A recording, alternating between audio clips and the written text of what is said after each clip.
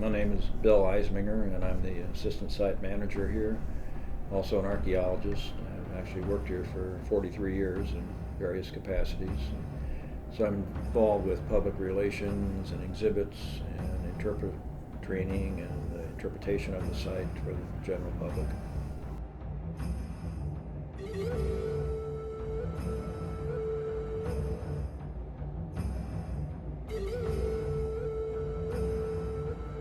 The Piasa, as we know it, and as it was painted on the bluffs above Alton by various people after the Indians had done it, and theirs was blasted away. I guess the site was quarried away, or they were building the Great River Road.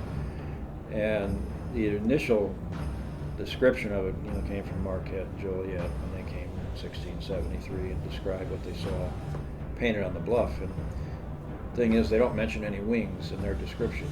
So at some point, either there was more than one, or there was some other figure that maybe had wings. But a lot of the legend, as we know it, about the Piasa actually came from a newspaper writer in the 1830s who created this legend in the newspaper, and it's become the legend ever since. So we don't know how much of it is actually based on fact.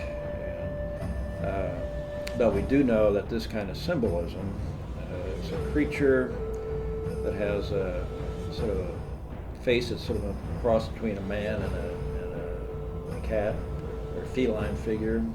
It has a body that's covered with scales. It has talons for feet, like a bird would. It has antlers representing like a deer, and has a long tail that wraps around the body and between the legs. It has a sort of a fish tail. So it's really an amalgamation of a lot of different creatures. Like other societies in other parts of the world have dragons and things like that. So this is a Native American dragon, I guess you'd say. So it's a legend that has some roots in fact. There's also some fiction that was added by the newspaper writer.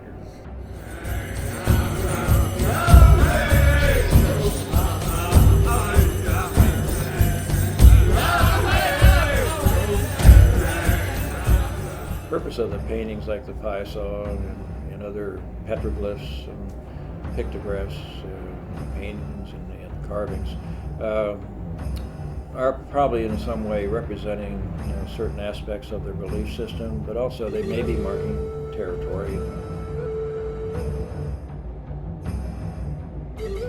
You're representing that you're entering an area that's probably considered sacred, where these kinds of creatures live, and so it's one of the ways of representing that. But it well could be, maybe there are certain tribal groups or different types of language groups that had their own symbols and things that said this is our territory, beware.